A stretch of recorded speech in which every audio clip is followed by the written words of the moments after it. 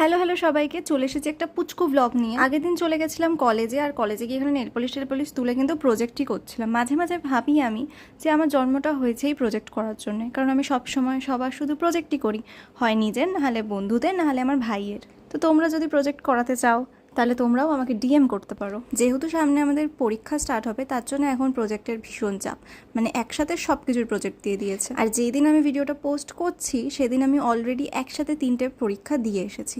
একটা কথা না বললেই নয়, আমাদের এই বয়সটা কিন্তু খুব কনফিউশনের, মানে এই টাইমটা তুমি কনফিউজড থাকবেই। তোমার মনে হবে যে আমি কী করছি নিজের লাইফে, আদেও ঠিক করছি কিনা, বা কী হবে। ইটস ওকে, এই টাইমটা খুব কনফিউজিং, শুধু তোমার আমার জন্যে না, সবার জন্যে।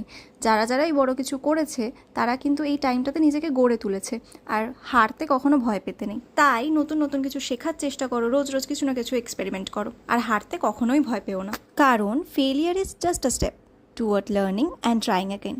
আজকের জন্য এইটুকুই, টাটা, দেখা হচ্ছে পরের একটা ভিডিওতে।